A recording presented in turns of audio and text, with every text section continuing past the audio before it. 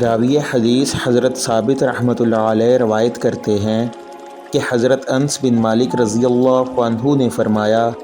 میں نے جس طرح نبی کریم صلی اللہ علیہ وسلم کو نماز پڑھتے دیکھا تھا، بالکل اسی طرح تم لوگوں کو نماز پڑھانے میں کسی قسم کی کوئی کمی نہیں چھوڑتا ہوں۔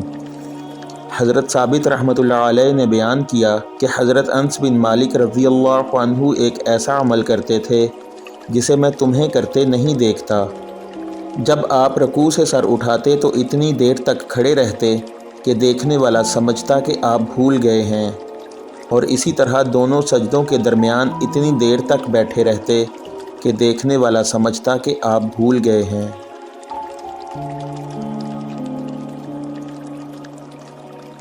اگلی حدیث میں حضرت انس بن مالک رضی اللہ عنہ روایت فرماتے ہیں